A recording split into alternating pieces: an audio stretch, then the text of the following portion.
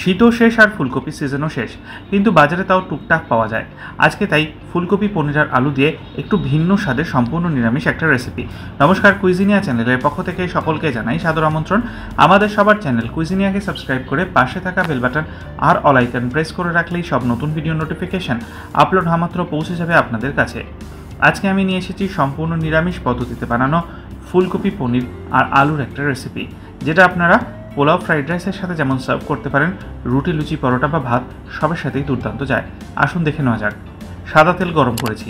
এই রেসিপিটা অতি অবশ্যই সাদা তেলে করবেন।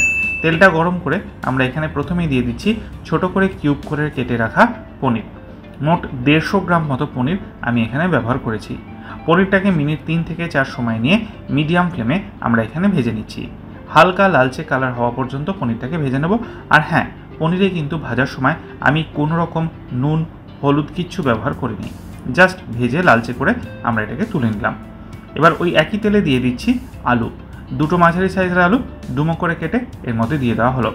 আলুটাকেও সেম পদ্ধতিতে 3 থেকে 4 মিনিট সময় নিয়ে লালচে হওয়া পর্যন্ত আমরা ভেজে নেব। ফ্লেমটা কিন্তু আমি রেখেছি মিডিয়াম টু হাইতে। আলুটাও আমাদের এখানে ভাজা হয়ে গেছে। এবার আলুটাও আমরা তুলে নিলাম। এবার যে তেলটা আছে সেখানে আমরা দিয়ে দিচ্ছি ফুলকপি। একটা বড় সাইজের ফুলকপির অর্ধেক টুকরো করে আমরা এখানে দিয়ে দিয়েছি আর মাঝারি কোয়া করে কেটেছি। ফুলকপিটাকে দিয়েও সেমভাবে 3-4 মিনিট সময় নিয়ে ভেজে নেব। আর হ্যাঁ, যেরকম বললাম, প্রতিটা সবজি মানে আলু, ফুলকপি বা পনির কোনোটা ভাজার সময় কিন্তু আমি নুন, হলুদ কিচ্ছু ব্যবহার করিনি। ফুলকপিগুলো আমার সুন্দর করে কিন্তু ভাজা হয়ে গেছে। এবার এগুলোকেও আমরা তেল থেকে তুলে নিচ্ছি। এবার যে তেলটা অবশিষ্ট ছিল তার মধ্যে আমি দিয়ে দিচ্ছি 1 টিস্পুন পরিমাণ ঘি।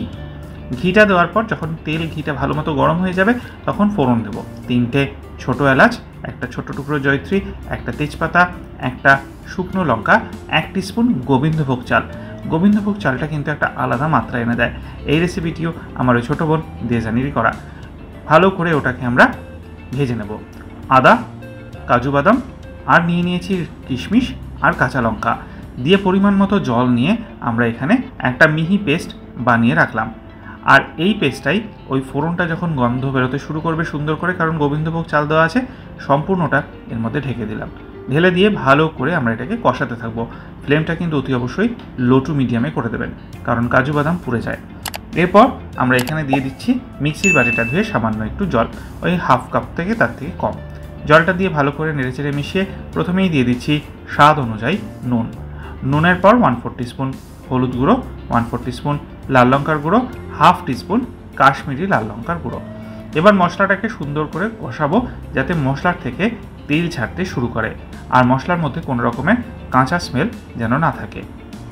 এরপর এতে দিয়ে দিচ্ছি আবারও একটুখানি জল, যাতে মশলাটা পুড়ে না যায়, কারণ যেহেতু কাজু কিশমিশ বাটা দেওয়া আছে, তলায় লেগে যাওয়ার একটা প্রবণতা কিন্তু থাকে। যখন মশলাটা থেকে দেখুন খুব সুন্দর কষানো হয়ে গেছে, তেল ছাড়তে শুরু করেছে, তখন এর মধ্যে আমরা ভেজে রাখা ফুলকপি, আলু এগুলো দিয়ে দিলাম। পনিরটা আমরা এখন দিচ্ছি না, ওটা পরে দেবো। ফুলকপি এবং আলুটাকে দিয়ে মশলার সাথে ভালো মতো কষিয়ে নেব আরও মিনিট খানেক থেকে মিনিট 2 সময় নিয়ে। সুন্দর করে যখন কষানো হয়ে যাবে তখন আমরা এর মধ্যে দিয়ে দিচ্ছি জল। 300 মিলিলিটার পরিমাণ জল, পরে লাগলে আরেকটু দেবো, তবে আমি এটা কিন্তু গ্রেভি রাখবো না, মাখামাখাই করব। জলটাকে দিয়ে ভালো করে নেড়ে চেড়ে মিক্স করে নেওয়া হচ্ছে। ভালো করে মিক্স করে নেওয়ার পর দিয়ে দিচ্ছি চিনি, হাফ টিস্পুন পরিমাণ। চিনিটা দিয়ে মিশিয়ে নিলাম। দিয়ে দিচ্ছি ভেজে রাখা পনিরের টুকরোগুলো। পনিরটাকে দিয়েও আরও একবার নেড়ে চেড়ে মিক্স করে নেওয়া হচ্ছে।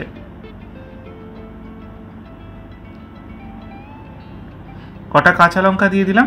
একটা ঢাকনা চাপা দিয়ে মিডিয়াম টু হাই ফ্লেম 7 থেকে 8 মিনিট কুক করব। মাঝখানে কিন্তু আমি ঢাকনা খুলে দুবার দেখে নিয়েছি। 8 মিনিট ফাইনালি হয়ে গেছে। ঢাকনাটাকে আমরা খুলে নিলাম। খুলে দেখে নিচ্ছি সবজি সব সেদ্ধ হয়ে গেছে আর গ্রেভিটাও কিন্তু প্রায় টেনে গেছে।